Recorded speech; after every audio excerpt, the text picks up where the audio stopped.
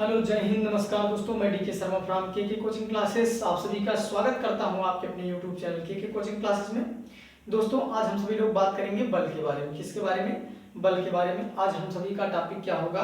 Force होगा। क्या? Force, बल। बल किसे कहते हैं? बल का मात्रक क्या होता है? एसआई पद्धति में मात्रक क्या है?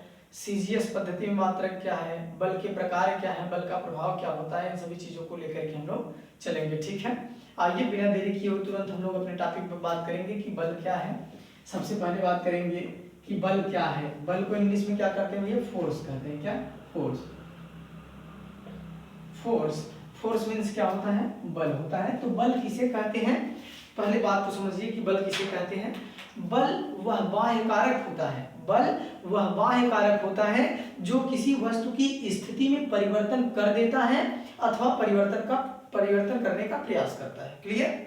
फिर से एक बार बात को समझेंगे कि बल वह बाह्य कारक होता है जो किसी भी वस्तु की स्थिति में या तो परिवर्तन कर देता है या फिर परिवर्तन करने का क्या करता है? प्रयास करता है। बात समझ में आ गया? चलिए, ठीक है।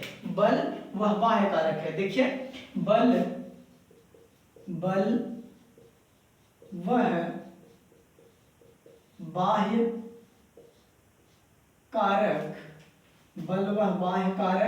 कारक होता है जो किसी वस्तु की स्थिति में परिवर्तन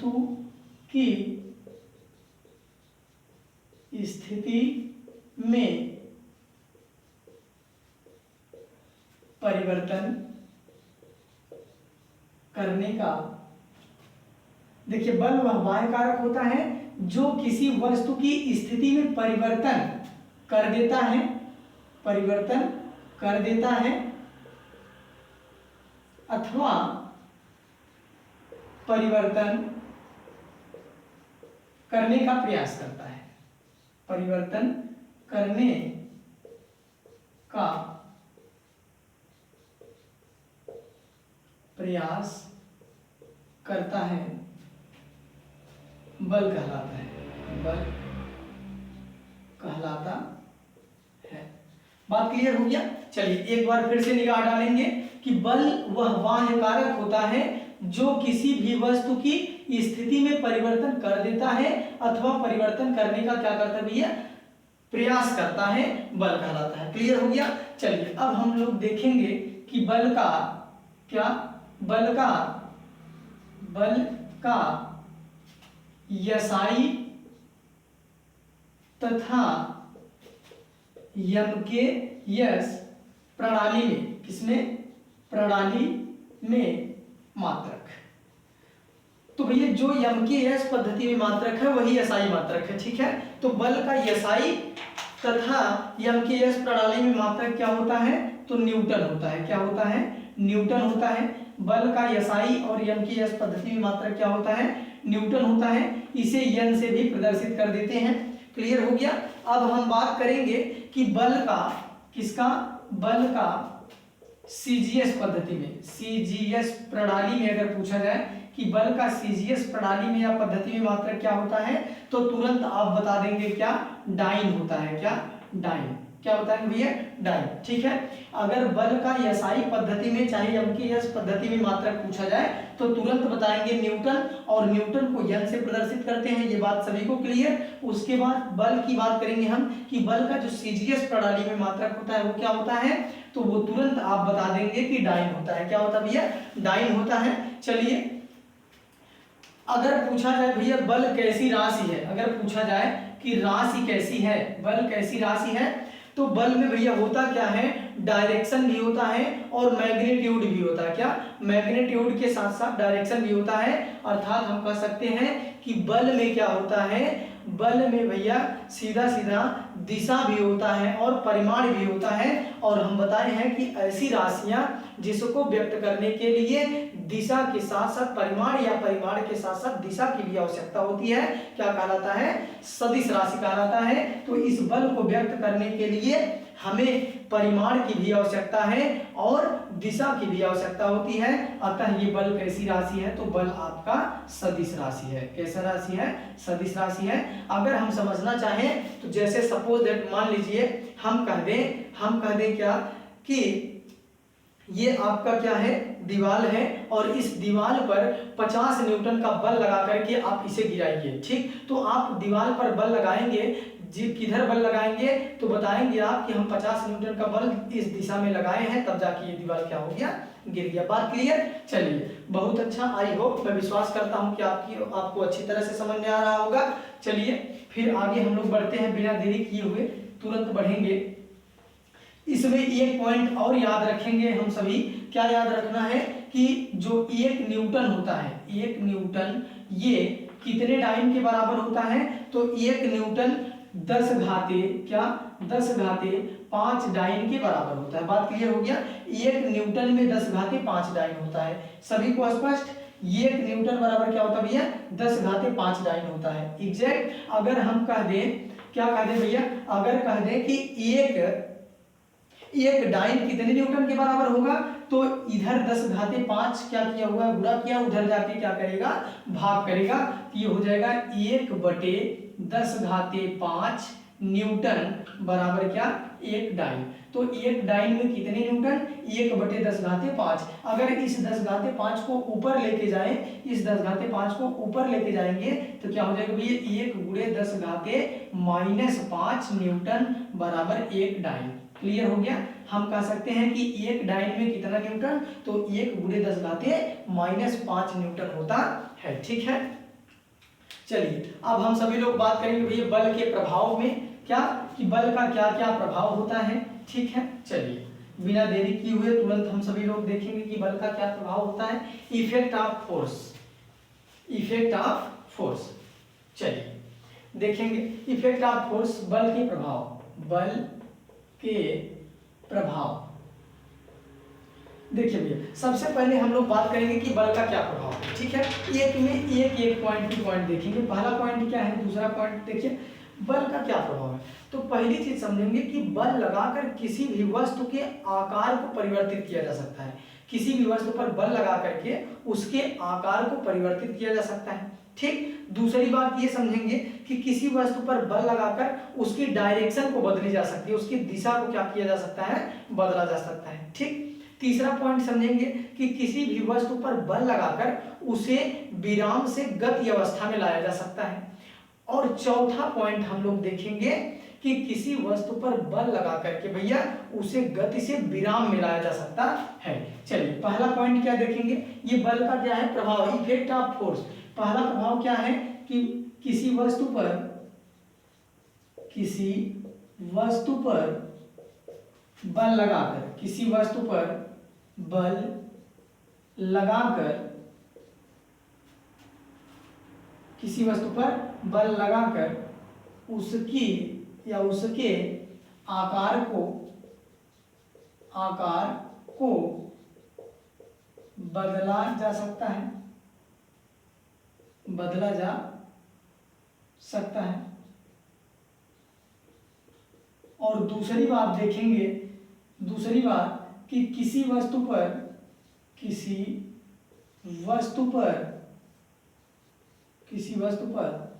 बल लगाकर उसकी दिशा बदली जा सकती है, दिशा बदली जा सकती है, बदली जा सकती है। क्लियर हो रहा है ना।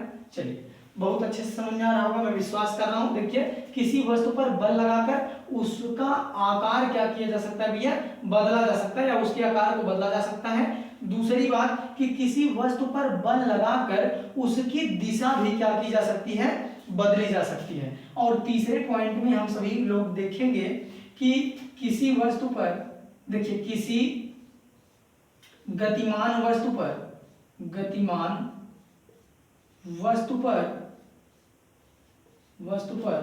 बल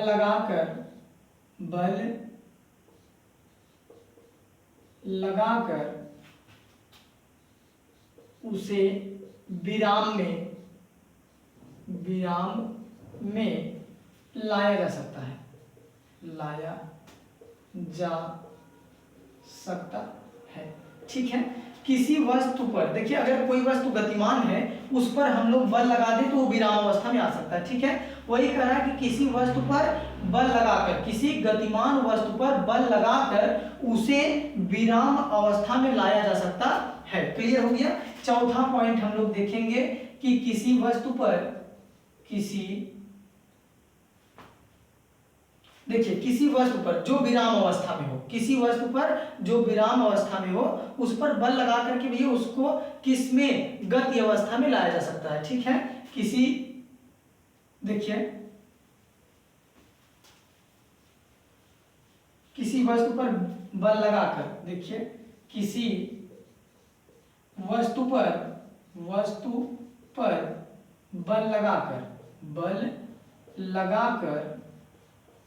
उसे विराम से गति में लाया जा सकता है, लाया जा सकता है। क्लियर हो गया। चलिए, ये अभी आपका था कि बल के क्या क्या प्रभाव होते हैं। तो बल के निम्नलिखित प्रभाव होते हैं। हम सभी ने देखा कि किसी वस्तु पर बल लगा करके भैया उसे क्या, उसके आकार को बदला जा सकता है, और किसी वस्तु पर बल लगा करके उसकी दिशा भी बदली जा सकती है, और किसी वस्तु पर बल लगाया गया भैया तो वो विराम से गति में आ सकता है, और अगर किसी वस्तु पर बल लगाया जाए तो वो गति से विराम में भी आ सकता है। क्लियर हो गया। चलिए, अब हम सभी लोग बात करेंगे कि बल के प्रकार, बल कितने प्रकार का होता है। ठीक ना। चलिए, बल के प्रकार, बल के प्रकार, बल के प्रकार। तो बल आपका कितने प्रकार का होता है? ये बल दो प्रकार का होता है। कितने प्रकार का होता है देखेंगे कि बल दो प्रकार का होता है। एक आपका क्या है, संतुलित बल, क्या है, संतुलित बल, और दूसरा क्या है, दूसरा आपका है असंतुलित, क्या, असंतुलित बल। संतुलित बल को इंग्लिश में बोलते हैं बैलेंस्ड फोर्स, और असंतुलित बल को क्या बोलते हैं, अनबैलेंस्ड फोर्स। अगर भैया हम बात करें कि संतुलित बल क्या है और असंतुलित बल क्या है, तो एक एक को देखेंगे। पहले हम देखेंगे कि संतुलित बल किसे कहते हैं। ठीक है, मान लीजिए जैसे कोई आपका ये पिंड हो गया, और ये पिंड कितने केजी का है, 50 केजी का है। कितने केजी का है, 50 केजी का है, और इस पिंड को 4 आदमी अपनी अपनी तरफ खींच रहे हैं। ये आदमी अपनी तरफ खींच रहा है, कितने न्यूटन के बल से, 5 न्यूटन का बल लगा करके ये आदमी अपनी तरफ खींच रहा है। एक आदमी इधर भी है, ये अपनी तरफ खींच रहा है 5 न्यूटन के बल से।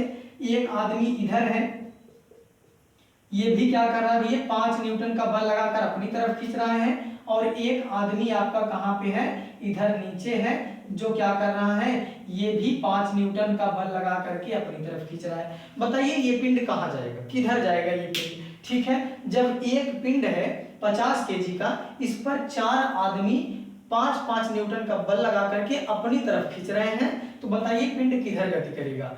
बताइए, अगर बल का परिमाण सेम है तो बल कहीं तो क्या हो जाएगा भैया, तो ये पिंड किधर भी गति नहीं करेगा, मतलब किसी की तरफ नहीं जाएगा। क्यों, क्योंकि सबके बल का जो परिमाण है वो क्या है, सेम है। जितना बल से ये खींच रहा, उतने बल से ये, उतने बल से ये, उतने बल से ये। अतः हम कह सकते हैं कि पिंड किधर गति नहीं करेगा। ठीक है, तो ये आपका क्या हो जाएगा, संतुलित बल हो जाएगा। कहने का मतलब कि जब किसी पिंड पर एक साथ कई बल कार्यरत हो या कार्य कर रहे हो, परंतु उसका कुछ परिणाम न निकले। ठीक है, क्या कहेंगे कि जब एक ही पिंड पर कई बल एक साथ कार्य कर रहे हो लेकिन उसका कुछ परिणाम नहीं निकलता है, तो ऐसा बल क्या कहलाता है, संतुलित बल कहलाता है। क्लियर हो गया। इसी का जस्ट अपोजिट हम लोग ध्यान दे लेंगे भैया असंतुलित बल में। जैसे मान लीजिए आपका एक पिंड ये हो गया, ये भी 50 ही केजी का है, इसको भी 4 आदमी ही खींच रहे हैं। ये आदमी अपनी तरफ खींच रहा है 5 न्यूटन के बल से, और ये आदमी जो है ये अपनी तरफ खींच रहा है 5 न्यूटन के बल से, और एक आदमी यहाँ पे है, ये भी अपनी तरफ खींच रहा है कितने न्यूटन, 5 न्यूटन के बल से, और ये आदमी एक इधर है और ये आदमी खींच रहा है अपनी तरफ भैया 3 न्यूटन के बल से, सॉरी कितने न्यूटन के बल से, 7 न्यूटन के बल से, कितने न्यूटन के बल से भैया, 7 न्यूटन के बल से। बताइए ये पिंड किधर गति करेगा, ये पिंड किधर गति करेगा। एकदम आसानी से आपको देखने के बाद ही समझ में आ रहा होगा कि जो आदमी ज्यादा बल लगाएगा वो अपनी तरफ पिंड को खींच लेगा। इसका मतलब ये वाला आदमी 7 न्यूटन का बल लगा रहे हैं और ये कितने न्यूटन का बल, सबके सब 5 न्यूटन के बल लगा रहे हैं। इसका मतलब जो आदमी 7 न्यूटन का बल लगा रहा है वो अपनी तरफ क्या करेगा, पिंड को खींच लेगा। ये आदमी पिंड को अपनी तरफ खींच लिया, परिणाम तो निकल गया ना कि पिंड को खींच लिया किसी ने अपनी तरफ, तो ये क्या हो गया, असंतुलित बल हो गया। कहने का मतलब जब किसी पिंड पर एक साथ कई बल कार्य कर रहे हो और उसका कुछ परिणाम निकल जाए, उसका कुछ क्या निकल जाए भैया, परिणाम निकल जाए, तो वो कैसा बल होता है, असंतुलित बल होता है, अनबैलेंस्ड फोर्स होता है। आई होप, मैं विश्वास करता हूं कि आप सभी को बहुत अच्छे तरीके से समझ में आया होगा। चलिए फिर से मुलाकात हम लोग करेंगे अगले वीडियो में। कुछ समय के लिए धन्यवाद।